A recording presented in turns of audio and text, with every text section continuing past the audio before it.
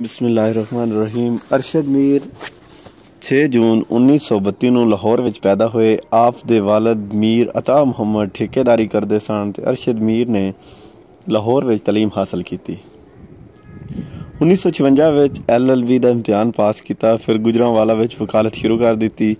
ਵਕਾਲਤ ਦੇ ਨਾਲ ਨਾਲ ਤਸਾਨੀਫ ਤੇ ਤਾਲੀਫ ਦਾ ਸ਼ੁਗਲ ਵੀ ਜਾਰੀ ਰੱਖਿਆ, ਯਾਨੀ ਕਿ ਕਿਤਾਬਾਂ ਲਿਖਣੀਆਂ, ਉਹਨਾਂ ਨੂੰ ਢੂੰढना, उन्होंने विचों चीज़ां जड़ियां ने मुख्तलिफ तलाश करनियां, ये उन्होंने जिहड़ा ना शुगल बन गया। आपने उर्दू ते पंजाबी विच मज़ाहिया नज़मां ते संजीदा नसर भी लिखी।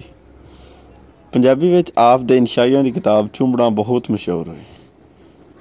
आप दे कुछ सफ़रनामे मुख्तलिफ रसालियां विच छापे चढ़े। आप दा असलूब नवेकला ते शगुफ्ता है। आपने तहरीरां विच अखाण, मुहावरे ते रोज़मर्रा खूब वरते ने। गल गल विचों मज़ा पैदा कर लैंदे ने ते हर बंदे नूं हसावण दा फन जाणदे ने। आपने 1992 ਨੂੰ गुजरांवाला में वफात पाई ते लंदन दे ट्यूब स्टेशन आप दा दिलचस्प सफ़रनामा है जिहड़ा रसाला पंजाबी अदब विच छप चुकिया है। अगर इस दे हवाले नाल क्वेश्चन आ जाए कि अरशद मीर कदों पैदा होए ने, कित्थे पैदा होए ने, उन्हां दे वालिद की करदे ने, उन्होंने किहड़ा इम्तिहान पास किया सी, उन्होंने की लिखिया है, या उन्होंने सफ़रनामे इंशाइयां दी किताब जिहड़ी उहदा नाम की है, ये फिर तुसी सारे इत्थों ही जवाब जिहड़े ने ना दे लैणे ने।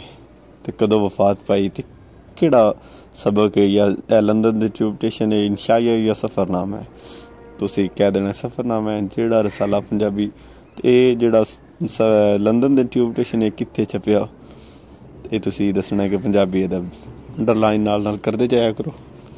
London they tube station, London the underground rail नूं आम लोग ट्यूब आखदे ने। ट्यूब नूं असां डिठा ते भावें पिछले ही वरे, पर असी इहदे जाणू ढेर पुराने सां। दूजी वड्डी जंग छिड़न तो कुछ पहलों मेरा एक बणेवा वलैत पढ़न लई गया। जदों जंग दी हनेरी झुल पई तां फिर साडे सारे अंगां साकां दी खानियों गई। उदों हाली रत ने चिटियाई नहीं सी फड़ी ते खून दे रिश्तियां उत्ते जानवरों तो भी दरेग नहीं सी कीता जांदा। इसलिए मेरे बणेवें बारे हर कोई परेशान सी। उस जमाने विच टैलीफोन राटी कीना दे घर भी नहीं सी हुंदा। इसलिए वगा तक ते दबा सट खतां ते तारां दी लाम डोर जरूर लाई गई, जिहदे जवाब विच एक मुड़िया तुड़िया पोस्ट कार्ड रुलदा खुलदा आया। तो फिर जियां दे साह विच साह आया। मेरे बणेवें आमर ने लिखिया, जर्मन फुल तैयारियां विच ने। जदों भी लंदन बंबां दा मींह वसाया जांदा है, उस समय लगदा है कि जिवें जहाज़ ने बोड़ वांगू गुड़ी छां कर दिती है। पर हाली तिकर जर्मन पूरा टिल ला के भी अंग्रेज़ दा कुछ नहीं बिगाड़ सकिया, क्यों जे लंदन दे वसनीक खतरे दा गुगू वजदियां सारी नेड़े त्रेड़े दे ट्यूब स्टेशनां ते जा पुजदे ने। इन्हां स्टेशनां ते हर शै मिल जांदी है, भावें कोई किन्ना भी चिर टिकना चाहे, मुहम्मदी बिस्तरा विछा के पथला मार के टिक भी सकता है। तो जदों खतरा टल जाता है, फिर इन्हां गुरनियां विचों पाल राही बड़े डिसिपलन नाल निकल के अपने कम्मां काजां विच रुझ जाते हैं। उस वेले ते खैर ये गल कुछ ना आई, पर जदों दूजी वड्डी जंग दा रौला गोला मुक्का ते उदों ये भी पढ़न सुनन विच आया कि अंग्रेज़ां दे जंग जितण विच लंदन दे ट्यूब स्टेशनां दा भी चंगा भला हत्थ है। ये तो एवें विचकार गल आ गई। कहण दा मतलब ये सी कि जदों पिछले वरे अल्लाह ने लंदन दा सरबंद बनाया तो ट्यूब स्टेशन वेखण दी सदर नूं सिरियों मन विच जाग पई। मेरा जी हर वेले ट्यूब वेखण ते उहदे राहीं सैर सपाटे लई उड़दा रहिंदा सी। इसलिए जदों मैं पहली बारी ट्यूब वेखी तो हैरान हो गया। वाकई एक नवा अजूबा सी। मेरे बणेवें आमर ने आख्या, मामे होरां जेकर फ्रांस दी रबड़ दे पहिए वाली ते अमरीका दी नवें ढंग दी ट्यूब वेख लैण ते फिर खबरे मंजी बिस्तरी उत्थे ढा बैण। जदों मैनूं इस गल दा पता लगा मैं आमर नूं गोडे मुੱਢ बहा के दस्सिया जदों मैं निक्का जिहा हुंदा सां असां तेरे दादके पिंड वडाले संधवां तों एक मुंडा जहाना घर दे काम काज लई मंगवाया सी। एक मुंडा जहाने नाम दा जिहड़ा काम काज लई उन्हें मंगवाया सी ते जिहड़ा रोज़ दिहाड़े साडे घरों गड्डी वेखण लई गिट्ठ कर जांदा सी। एक दिन मैं उहदा पिछा कीता, ओह रेल दी पटड़ी नूं बिटर बिटर वेखदा जा रिहा सी। फिर जदों गड्डी आई उहदियां वाछां विचों डुल डुल हासा पिया वगदा सी। गड्डी लंघ गई ते ओनूं खर्चण लई जिहड़ा पैसा मिलिया होया सी ओने ओह लैण तो चुकिया। वो चंगा भला ठीपा बन गया होया सी। उससे पैसे ते जार शशम दी तस्वीर हुंदी सी। मैं जहाने दी तलाशी लई ते ओहदे बोझे विचों इहो जे कई ठीपे सन जिहड़े ओह मैनूं बड़े मान नाल विखांदा रिहा। मैं घर आके दस्सिया कि उस गरीब नूं चंगी भली फैंटी लगी। पर अज मैं जदों किसी ट्यूब स्टेशन ते आउना ते जाना हाँ मेरा जी करदा है जहाना मेरे कोल होवे ते ओहदे सामने इस जुर्म दा इकरार करां जे वाकई लंघदी गड्डी नूं पहली वार वेख के मेरे जज्बे भी ओहदे नाल रलदे मिलदे ने। ते पुत्तर जित्थों तिकर तुहाड़ियां कारां दा तलक है ओह तां साडे कोल भी हर वेले हत्थ ठोके लई है। इन्हें पाकिस्तान विच कारां दी कोई थोड़ नहीं। हर मालदार सामी फराडिया बलैकिया समगलर इत्थों तिकर किसे दा प्यो ताज़ा मोया होवे या इनामी बांड निकल आवे तो वह सब तो पहलां रईसां वांगर हाथी दी थां बूहे अगे कार ही लिया के खिलारदे ने। पाकिस्तान बढ़न मगरों जिन्ना माल असां कारां दी खरीद ते बकरियां कीता है जे कर किसी ढंग दे काम उत्ते खर्च करदे ते होण तिकर सत्ते ही खैरा सन। यानी कि जिन्ना पैसा सी जिहड़ा गड्डियां ते कारां ते लाया इन्ना किसी होरी काम ते लाया हुंदा किसी बिजनेस ते बड़ा मुनाफा होना सी। पर असीं इह कार दे हवाले नाल की बेकार दियां गल्लां छू बैठे हाँ। गल कत ट्यूब राणी दी हो रही सी जिन्हों अपने अड्डे यानी ट्यूब स्टेशन ते चलदियां वेख के अंग्रेज़ां दी महा उस्तादी ते पीर कारीगरी उत्ते दिलों ईमान लियाउणा पै जांदा है। क्यों जे गड्डियां ते साड़ियां रेल कारां नाल ही रलदियां मिलदियां ने एवें 2-3 डब्बे वधीक लाए जांदे ने या फिर इन्हां दे बूहे आटोमैटिक ने जिहड़े सवारियां ला के अपने आप बंद हो जांदे ने। हर स्टेशन ते खुद ब खुद खुल जांदा है ते अंदरलियां सवारियां नूं बन्ने टोर के बाहरलियां नूं जी आयां नूं कहंदे ने। इन्हां ट्यूबां दा सारा सिस्टम कंप्यूटराइज है पर मजाल है कदी भेडां वांगर आमने सामने टक्कर लगी होवे। अलबत्ता कदी कदार सिग्नल दा भुलेखा खा जाण वजों पिछली ट्यूब अगली ट्यूब जांदी होई ट्यूब नाल खै जांदी है पर इन्नी गलती नूं ही अगले नहीं बख्शदे। अखबारां तो लै के टीवी तिकर काकोर ला पै जांदा है यानी कि रौला पै जांदा है। ये ट्यूबां बड़ी शान नाल बिजली राहीं चलदियां ने पर असली ते विचली मान योग गल ये वे कि इन्हां नूं बंबीरी वांगू चलाया जांदा है। असी इत्थे किसी सर्कस या नुमाइश विच किसी जवान नूं मोटरसाइकिल मौत दे खूह विच चलाउंदियां वेख लईए ते अश कर उठने हाँ। ये मंजर वेख के ते बालां दे लूं कंडे खलो जांदे ने। पर धन ने वलैती साहबां दा जिगरा है जिन्हां कई मौत दे खूहां जिन्नी डूंघियाई विच जा के ये ट्यूबां ठेल मारियां ने। मिसाल दे तौर ते पक्का डली स्टेशन तो कुछ 450 फुट हेठां तिकर पुट्टिया गया है ते फिर कुछ थावां तो दरियाए टैम्स तो भी थल्लियों ट्यूब नूं ले जा के अपनी पीर कारीगरी दे झंडे गढ़ दिते हुए ने। इउं तां ਇਉਂ ਹੀ ਨਹੀਂ ਸਗੋਂ ਟਿਊਬ ਸਟੇਸ਼ਨਾਂ ਨੇ ਡੋਲੀ ਆਵਣ ਜਾਵਣ ਵਾਲੇ ਮੁਸਾਫਰਾਂ ਲਈ ਬਿਜਲੀ ਨਾਲ ਚੱਲਣ ਵਾਲੀਆਂ ਲੋਹੇ ਦੀਆਂ ਪੌੜੀਆਂ ਐਕਸੀਏਟਰ ਪਹੀਆਂ ਚੱਕਰ ਕੱਟਦੀਆਂ ਦਿਸਦੀਆਂ ਨੇ। ਲਿਫਟਾਂ ਵੀ ਬੰਦੇ ਦੇ ਸਮਾਨ ਢੋਣ ਦਾ ਕੰਮ ਕਰਦੀਆਂ ਨੇ। ਇਸ ਤੋਂ ਅੱਡ ਪੌੜੀਆਂ ਲੰਮਸ ਲੰਮੇ ਰਾਹ ਯਾਨੀ ਸਬਵੇ ਮੁਸਾਫਰਾਂ ਨੂੰ ਬੰਨੇ ਦਾ ਰਾਹ ਵਿਖਾਉਂਦੇ ਨੇ। ਕਮਾਲ ਇਹ ਵੇ ਕਿ ਵੀ ਤੁਹਾਨੂੰ ਠੰਡੀ ਅਤੇ ਨਰੋਈ ਹਵਾ ਦੇ ਬੁੱਲੇ ਨਾਲ ਟੁਰਦੇ ਫਿਰਦੇ ਆਉਂਦੇ ਜਾਂਦੇ ਵੰਨ ਸਵੰਨੀਆਂ ਲਿਫਟਾਂ 'ਤੇ ਤਰ੍ਹਾਂ ਦੀ ਖੁਸ਼ਬੂ ਦਾ ਲੋਰਾ ਹੀ ਨਹੀਂ ਸਗੋਂ ਕਈ ਵਾਰੀ ਕੋਈ ਜ਼ਨਾਨੀ ਚੀ ਟਕਰਾ ਕੇ ਸੌਰੀ ਵੀ ਆਖ ਜਾਂਦੀ ਹੈ। ਫਿਰ ਕਈ ਥਾਵਾਂ 'ਤੇ ਹੋਰ ਹਵਾ ਦਾ ਇੰਨਾ ਕੁ ਜ਼ੋਰ ਅਤੇ ਠੱਕਾ ਹੁੰਦਾ ਹੈ ਕਿ ਵਾਲ ਭਾਵੇਂ ਕਿਹੜੇ ਲੋਸ਼ਨ ਜਾਂ ਕਰੀਮ ਨਾਲ ਥਾਂ ਸਿਰ ਟਿਕਾਏ ਫਬਾਏ ਹੋਣ ਐਵੇਂ ਖਿੱਲਰ ਪੁੱਲਰ ਜਾਂਦੇ ਨੇ।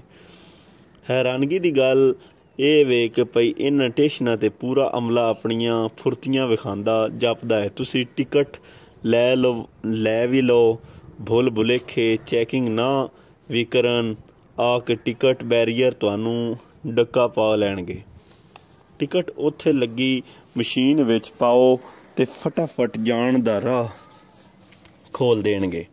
ਟਿਕਟ ਵਸੂਲਣ ਵਾਲੇ ਵੀ ਬੜੇ ਕਾਂਟੇ ਨੇ।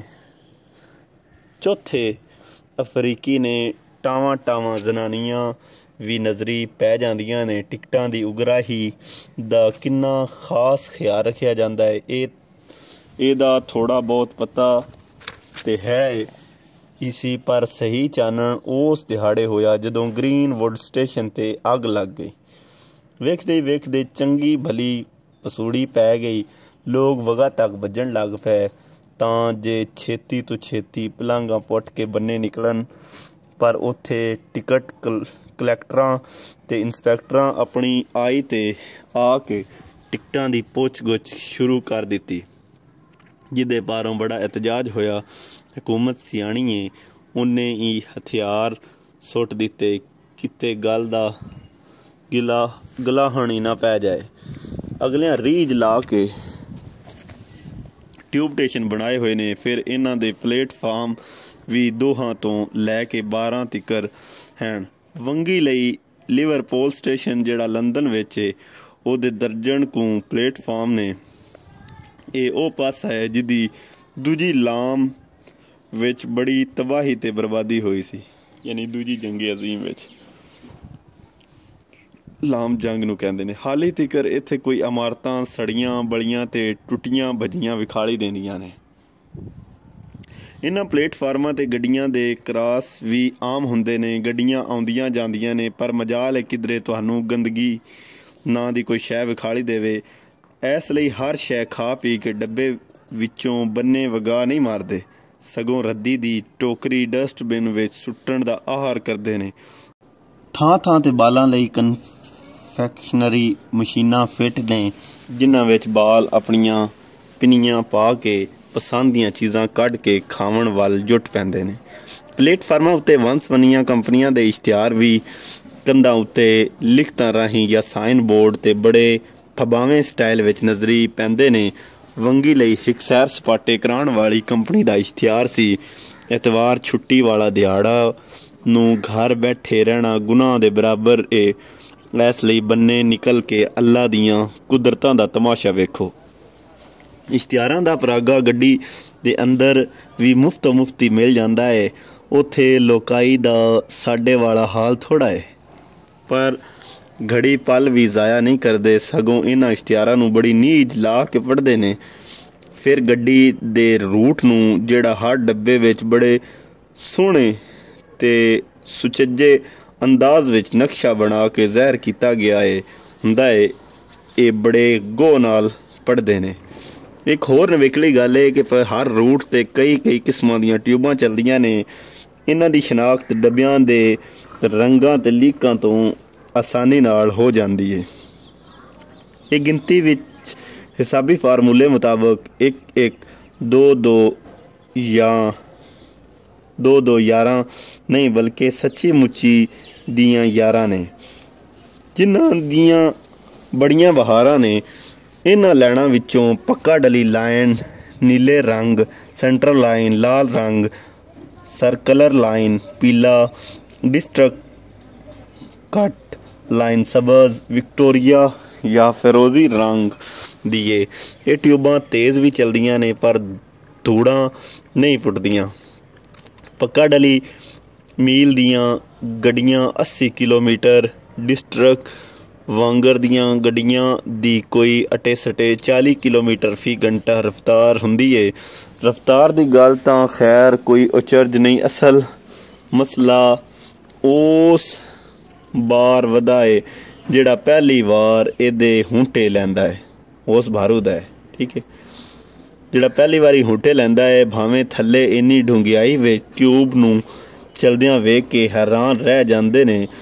ਪੜ੍ਹਿਆ ਲਿਖਿਆ ਬੰਦਾ ਤਾਂ ਡੱਬੇ ਵਿੱਚ ਉਲੀਕੇ ਨਕਸ਼ੇ ਜਾਂ ਟਿਊਬ ਬਾਰੇ ਛਾਪੇ ਚੜੇ ਕਿਤਾਬਚੇ ਰਾਹੀਂ ਥੋ ਟਿਕਾਣਾ 'ਤੇ ਅੱਪੜ ਜਾਂਦਾ ਹੈ, ਪਰ ਚਿੱਟੇ ਅਨਪੜ੍ਹ 2 ਲੈਣਾ 4 ਲੈਣਾ ਫਿਰ ਜਾਂ ਨਾਲ ਹੀ ਚੰਗੇ ਭਲੇ ਕਾਂਟੇ ਹੋ ਜਾਂਦੇ ਨੇ। ਇਹਨਾਂ ਟਿਊਬਾਂ ਵਿੱਚ ਹਰ ਕੋਈ ਹਾਲ ਮਸਤ ਵਿਖਾਲੀ ਦਿੰਦਾ ਹੈ। ਹੱਦ ਕਿ ਪਈ ਅਖਬਾਰ ਜਾਂ ਕਿਤਾਬ ਵੀ ਆਪਣੀ ਖਰੀਦ ਕੇ ਪੜ੍ਹਨਗੇ। ਮਜਾਲ ਹੈ ਸਾਡੇ ਵਾਂਗਰ ਕੋਈ ਕਿਸੇ ਦੂਜੇ ਦਾ ਅਖਬਾਰ ਮੰਗਵੀਂ ਕਿਤਾਬ ਪੜ੍ਹੇ। ਫਿਰ ਅਖਬਾਰ ਪੜ੍ਹਨ ਵਾਲਿਆਂ ਦਾ ਜ਼ੌਕ ਵੀ ਵੱਖਰਾ ਹੁੰਦਾ ਹੈ। ਤੁਸੀਂ ਐਵੇਂ ਇੱਕੋ ਨਜ਼ਰ ਨਾਲ ਹੀ ਜਾਣ ਲੈਂਦੇ ਹੋ ਕਿ ਬੰਦਾ ਹਕੂਮਤੀ ਪਾਰਟੀ ਦਾ ਹਮਾਇਤੀ ਹੈ ਜਾਂ ਮੁਖਾਲਫ ਧੜੇ ਨਾਲ ਤਲਕ ਰੱਖਦਾ ਹੈ। ਅੰਗਰੇਜ਼ਾਂ ਨੂੰ ਹਸਾਵਣਾ ਤਾਂ ਖੈਰ ਬੜਾ ਔਖਾ ਅਤੇ ਕੋਲੜਾ ਕੰਮ ਨੇ। ਉਹ ਤੇ ਇੱਕ ਦੂਜੇ ਨਾਲ ਕੋਈ ਗੱਲ ਵੀ ਨਹੀਂ ਕਰਦੇ। ਖਬਰੇ ਨਿੱਕੇ ਹੁੰਦਿਆਂ ਇਹਨਾਂ ਦੇ ਤੰਦਵੇ ਹੀ ਨਹੀਂ ਕਟਵਾਏ ਜਾਂਦੇ, ਜਾਂ ਕੁਝ ਪੜ੍ਹਦੇ ਹੋਣਗੇ ਜਾਂ ਫਿਰ ਚੁੱਪ ਰਹਿਣਗੇ। ਇਹਨਾਂ ਟਿਊਬਾਂ ਵਿੱਚ ਕੋਈ ਫਰੰਟ ਸੀਟ ਨਹੀਂ ਹੁੰਦੀ, ਨਾ ਹੀ ਸਮਾਨ ਰੱਖਣ ਲਈ ਕੋਈ ਬੰਦੋਬਸਤ ਕੀਤਾ ਗਿਆ ਹੁੰਦਾ ਹੈ। ਟਿਕਟਾਂ ਦੀ ਵੀ ਦਰਜਾਬੰਦੀ ਨਹੀਂ ਕੀਤੀ ਜਾਂਦੀ। ਇੱਕ ਮੁੱਲ ਦੇ ਹੀ ਟਿਕਟ ਮਿਲਦੇ ਨੇ। ਸਵੇਰੇ 10 ਵਜੇ ਤੋਂ ਸ਼ਾਮ 4 ਵਜੇ ਤੱਕ ਛੁੱਟੀ ਵਾਲੇ ਦਿਹਾੜੇ ਟਿਕਟਾਂ ਵਿੱਚ ਚੰਗੀ ਭਲੀ ਛੂਟ ਦਿੱਤੀ ਜਾਂਦੀ ਹੈ। ਰਿਟਰਨ ਅਤੇ ਸੀਜ਼ਨਲ ਟਿਕਟਾਂ ਦਾ ਵੀ ਰਿਵਾਜ ਹੈ। ਬੁੱਢੇ ਠੇਰੇ ਅਤੇ ਮਜ਼ਦੂਰਾਂ ਨੂੰ ਬਾਹਰੋਂ ਵੱਲੋਂ ਬੱਸਾਂ ਅਤੇ ਟਿਊਬ ਸਟੇਸ਼ਨਾਂ ਦੇ ਮੁਫਤ ਟਿਕਟ ਬਣਵਾ ਕੇ ਦਿੱਤੇ ਜਾਂਦੇ ਨੇ। ਇਹ ਬਾਰੂ ਸਾਡੀ ਮਿਊਨਸਿਪੈਲਿਟੀ ਵਰਗਾ ਇਦਾਰਾ ਹੈ। ਮਜ਼ਦੂਰਾਂ, ਬਿਮਾਰਾਂ ਅਤੇ ਵਡੇਰੀ ਉਮਰ ਦੇ ਬੰਦਿਆਂ ਲਈ ਖਾਸ ਸੀਟਾਂ ਹਰ ਡੱਬੇ ਵਿੱਚ ਹੁੰਦੀਆਂ ਨੇ। ਅਤੇ ਜੇ ਕੋਈ ਜ਼ਨਾਨੀ ਜਾਂ ਮਾੜਕੂ ਸਵਾਰੀ ਆ ਜਾਏ ਤਾਂ ਫਟਾਫਟ ਉਸ ਨੂੰ ਸੀਟ ਦੇ ਦਿੱਤੀ ਜਾਂਦੀ ਹੈ। ਟਿਊਬ ਆਮ ਤੌਰ 'ਤੇ ਖਰਾਬ ਨਹੀਂ ਹੁੰਦੀ, ਅਤੇ ਜੇ ਇਹੋ ਜਿਹਾ ਗੇੜ ਚੱਲ ਵੀ ਜਾਏ ਤਾਂ ਮਿੰਟਾਂ ਸਕਿੰਟਾਂ ਵਿੱਚ ਦੂਜੀ ਟਿਊਬ ਆ ਕੇ ਉਸ ਟਿਕਟ 'ਤੇ ਸਵਾਰੀਆਂ ਚੁੱਕ ਲੈਂਦੀ ਹੈ। ਇੱਕ ਵਾਰੀ ਇੱਕ ਟਿਊਬ ਸਟੇਸ਼ਨ 'ਤੇ ਸਾਡੀ ਗੱਡੀ ਖਲੋ ਗਈ। ਅਸਾਂ ਸਮਝਿਆ ਭਾਵੇਂ ਗਿੱਦੜਾਂ ਦਾ ਭੱਤੇ ਵਾਲਾ ਆ ਗਿਆ ਹੈ, ਭਾਵੇਂ ਇੱਥੇ ਹੀ ਖਲੋਤਿਆਂ ਸਾਰੀ ਦਿਹਾੜੀ ਗਲ ਜਾਏ। ਹਾਲੀ ਇੰਨੀਆਂ ਦਲੀਲਾਂ ਹੀ ਸਨ। ਜੇ ਦੂਜੀ ਟਿਊਬ ਦੇ ਆਉਣ ਦਾ ਐਲਾਨ ਹੋ ਗਿਆ ਅਤੇ ਅਸਾਂ ਕੁਝ ਚਿਰ ਮਗਰੋਂ ਆਪਣੀ ਮੰਜ਼ਿਲ 'ਤੇ ਜਾ ਪੜੇ। ਲੰਡਨ ਟਿਊਬ ਸਟੇਸ਼ਨਾਂ ਦਾ ਮੁੱਢ ਅੱਜ ਤੋਂ ਕੋਈ 84 ਵਰ੍ਹੇ ਪਹਿਲੋਂ ਬੱਝਾ ਸੀ। ਉਹ ਮਲਕਾ ਵਿਕਟੋਰੀਆ ਦਾ ਦੌਰ ਸੀ। ਉਸ ਸਮੇਂ ਦੇ ਟਿਊਬ ਦੇ 13 ਸਟੇਸ਼ਨ ਸਨ, ਜਿਹੜੇ ਹੁਣ ਵੱਧੇ 275 ਹੋ ਗਏ ਨੇ। ਕੁਝ ਚਿਰ ਪਹਿਲਾਂ ਈਥਰੋ ਹਵਾਈ ਅੱਡੇ ਦਾ ਸਟੇਸ਼ਨ ਵੀ ਬਣ ਗਿਆ, ਜਿਹਦੇ ਨਾਲ ਦੂਜੇ ਮੁਲਕਾਂ ਦੇ ਮੁਸਾਫਰਾਂ ਵੀ ਫਾਇਦਾ ਹੋ ਗਿਆ। ਟਿਊਬ ਦਾ ਕਿਰਾਇਆ ਬ੍ਰਿਟਿਸ਼ ਰੇਲ ਬੱਸਾਂ ਅਤੇ ਟੈਕਸੀਆਂ ਨਾਲੋਂ ਵੀ ਢੇਰ ਘੱਟ ਹੈ। ਤੁਸਾਂ ਜੇ 2-4 ਸਟੇਸ਼ਨਾਂ ਨੂੰ ਹੱਥ ਲਾਉਣਾ ਇਹ ਤਾਂ 3 ਜਾਂ 4 ਪਾਉਂਡਾਂ ਦਾ ਕੰਗਾ ਹੋ ਜਾਂਦਾ ਹੈ, ਯਾਨੀ ਕਿ ਉਹ ਮੁੱਕ ਜਾਂਦੇ ਨੇ। ਕਹਿੰਦੇ ਨੇ ਸ਼ੁਰੂ ਵਿੱਚ ਨੀਰਾ ਪੂਰਾ 2 ਪੈਣੀ ਦਾ ਟਿਕਟ ਰੱਖਿਆ ਗਿਆ ਸੀ, ਜਿਹਦੇ ਨਾਲ ਭਾਵੇਂ ਇੱਕ ਤੇ ਭਾਵੇਂ ਸਾਰੇ ਸਟੇਸ਼ਨਾਂ ਦਾ ਫੇਰਾ ਟੋਰਾ ਲਾਓ। ਪਰ ਹੁਣ ਘਰ ਨੂੰ ਸਿਆਣਿਆਂ ਹੋ ਕੇ ਕਿਲੋਮੀਟਰ ਦੇ ਹਿਸਾਬ ਨਾਲ ਉਗਰਾਈ ਕਰਦੇ ਨੇ। ਅਤੇ ਇਹਨਾਂ ਟਿਊਬ ਸਟੇਸ਼ਨਾਂ ਪਾਰੋਂ ਵੇਖਿਆ ਜਾਏ ਤਾਂ ਸਾਰਾ ਲੰਦਨ ਹੀ ਅੱਲਾ ਤਵੱਕਲ ਖਲੋਤਾ ਹੋਇਆ। ਕਿਉਂ ਜੇ ਥੱਲਿਓਂ ਪੂਰਾ ਲੰਦਨ ਇਹਦੇ ਕੰਟਰੋਲ ਤੇ ਕਬਜ਼ੇ ਵਿੱਚ ਉਤਲਾ ਹਿੱਸਾ ਤਾਂ ਐਵੇਂ ਮਧਾਣੀ ਦਾ ਛੜ ਹੀ ਰਹਿ ਗਿਆ ਹੈ। ਪਰ ਉਂਝ ਇਹ ਅੰਡਰਗਰਾਊਂਡ ਟਿਊਬ ਤਮੀਰੀ ਸੌਦੇ ਦੀ ਵਜਾਣ ਤੇ नहीं तो अंडरग्राउंड सरगर्मियाँ सारी दुनिया विच जेड़े चंद चाड़ रही ने वो किसी कोलों लुकी छुपी गल थोड़ी है।